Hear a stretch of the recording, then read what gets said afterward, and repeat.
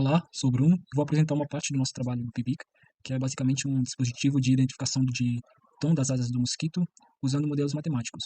Tentar criar um dispositivo que ajudasse, primeiramente, a identificar o mosquito e, posteriormente, criar estratégias para controlar a população desses insetos e diminuir a transmissão de doenças através de um dispositivo simples e econômico. Então, primeiramente, o estudo concentrou-se na identificação de espécies de mosquitos por meio de processamento de sinais, usando ferramentas onde analisamos as frequências sonoras ao longo do tempo. Então a gente optou por pesquisar uma forma de utilizar um dispositivo barato que suportasse um suporte lógico mais simples para microcontroladores mais econômicos. Então a gente optou por utilizar modelos matemáticos mais simples, em vez de inteligência artificial que demanda dispositivos mais custosos. Então a análise para a identificação desses mosquitos foi feita a partir de uma base de dados que a gente encontrou, que inclui dezenas de milhares de arquivos sonoros de espécies de mosquitos, e utilizamos como bases as espécies Aedes aegypti, Albopictus e Arabiensis. Depois, empregamos esses sons em várias análises para procurar melhorar a abordagem no processamento desses sinais. Investigamos a transformada de Fourier, a transformada wavelet contínua e também a análise de espectrogramas. Depois de que a gente retirou essas imagens dessas análises, a gente aplicou métodos como a relação de sinal ruído de pico, também a diferença de entropia cruzada e a índice de similaridade estrutural também foi testada. Essas figuras nos mostram a amplitude dos sinais dos versos temporais dos três primeiros áudios das três espécies que eu falei que a gente ia analisar, e a partir desses tipos de sinais a gente observou aproximações entre cada uma das espécies. No caso, esses são os três primeiros samples dos áudios da espécie Aegypti, esses aqui do Albopictus e esse aqui do Arabiensis. Depois passamos para análise com a transformada de Fourier, que é uma técnica matemática que decompõe um sinal no domínio do tempo em suas frequências. A gente acabou utilizando a transformada rápida para analisar as frequências em áudios digitais, onde podemos ver a amplitude e a frequência de cada uma desses sinais, aqui do mosquito Albopictus e aqui do Arabiensis.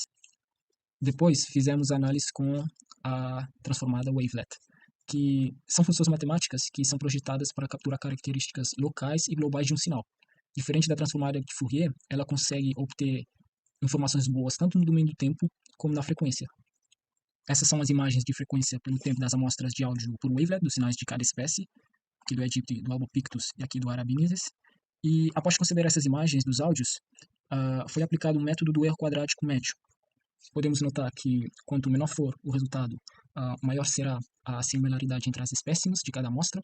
E, por exemplo, aqui a amostra 1 com a amostra 1 do Aegypti, que são a mesma amostra, é 100%, é a mesma amostra, então vai ser zero. E quanto maior, mais diferente é. Diferente das outras espécies, que, por exemplo, temos a amostra 1 do Aegypti com a amostra 1 do Albopictus, que já é um resultado um pouquinho maior, entre 30 e 70.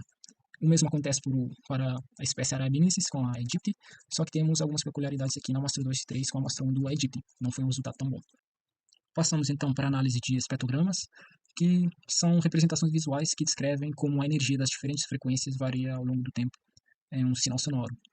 Essas são as imagens das amostras de áudio de espectrogramas nos sinais das espécies, aqui da espécie Aegypti, aqui nos sinais do Albopictus e aqui do Arabiensis. Tal como outra, a gente analisou as amostras de todas as três espécies e a gente organizou em tabelas e analisamos aqui as similaridades quanto menor for o valor. Chegamos então aos resultados e, fazendo um recap geral, vimos que o método de Fourier não foi o mais adequado para a nossa aplicação, pois exibia todas as frequências presentes sem permitir uma análise temporal, o que para a gente não foi muito bom, pois a análise do tempo era fundamental para o nosso estudo, né? Para os wavelets, depois de testar todas as amostras, vimos que os resultados eram diferentes para cada modelo matemático. De todos os métodos, como a relação sinal-ruído de pico, a diferença de entropia cruzada e índice de similaridade estrutural, os resultados foram satisfatórios apenas para os wavelets com o método do erro quadrado métrico, esse MSE. Isso ocorreu porque os wavelets contêm informações estruturais importantes, frequentemente usadas em processamento de sinais e sinais de áudio. No caso dos espectrogramas, os resultados não foram tão satisfatórios pelos mesmos métodos. Os métodos específicos que consideram a natureza espectral dos dados podem ser mais adequados para esse tipo de sinal. E concluindo, podemos analisar e comparar os métodos de Fourier, espectrogramas e wavelet, e a gente ficou claro que, para a nossa aplicação de identificação da espécie de mosquito com base no sinal sonoro recebido, os resultados da transformada do wavelet foram os mais adequados. Ela fornece informações tanto no domínio do tempo como da frequência, bem como a distribuição de energia em diferentes escalas de frequência.